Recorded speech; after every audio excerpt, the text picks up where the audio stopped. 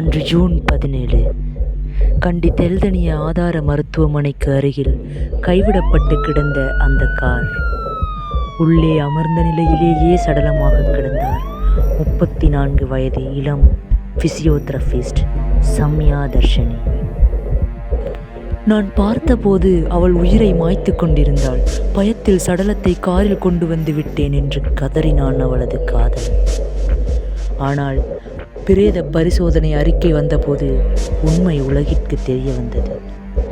அது தற்கொலை அல்ல, கழுத்து நெரித்து கொல்லப்பட்ட கொடூர படுகொலை. போலீஸ் மா அதிபர் பிரியந்த வீரசூரியவின் அதிரடி உத்தரவு.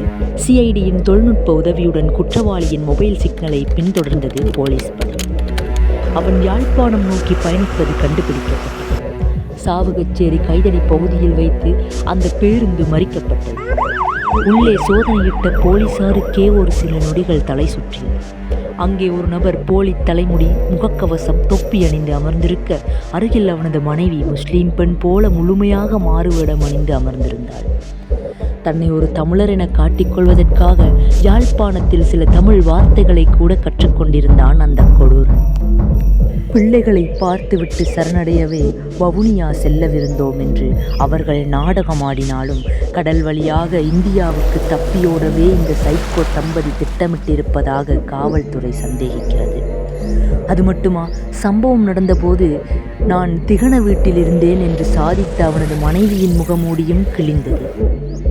பாதிக்கப்பட்ட பெண்களிடம் தன்னை இந்த மோசடி மன்னனின் மூத்த சகோதரி என காட்டியே இவள் அறிமுகமாகி இருந்தாள்.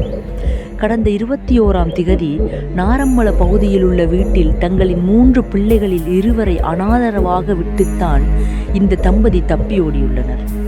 இந்த கொடூர கொலையில் குண்டசாலை பிரதேச சபை ஊழியர் ஒருவரும் சிக்கியிருக்கிறார். கொலை நடந்த அன்றைய நாள் மாலை சடலத்துடன் சந்தேக நபருக்கு தன் வீட்டில் தங்குமிடம் தந்து அந்த சடலத்தை கொண்டு செல்ல காரில் பின்தொடர்ந்தும் உதவியிருக்கிறார். அம்பாறை மருத்துவமனைக்கு சிகிச்சைக்காக வந்தபோதே 30 வயதுக்கு மேற்பட்ட திருமணமாகாத பெண்களை மட்டுமே குறிவைக்கும் இந்த வேட்டைக்காரனின் வலையில் விழுந்திருக்கிறார் டாக்டர் சம்யா. இவர்களிடம் கோடிக்கணக்கான பணத்தை பறித்து ஆடம்பரமாக வாழ்வதே இவன் வழக்கம். கைதான பிரதான சந்தேக நபர், அவனது மாறுவேட மனைவி மற்றும் குண்டசாலை பிரதேச சபை ஊழியர் ஆகியோர் 24ஆம் திகதி மேலதிக விசாரணைகளுக்காக நுவரெலியா காவல் நிலையத்திற்கு அதிரடியாக அழைத்து வரப்பட்டுள்ளனர். காதலின் பெயரால் ஆடம்பர வாழ்விற்காக ஒரு இளம் பெண்ணின் கழுத்தை நெரித்த இந்த மோசடி கும்பலுக்கு சட்டம் என்ன தண்டனை வழங்க வேண்டும்? உங்கள் கருத்துக்களை கீழே பதிவிடுங்கள்.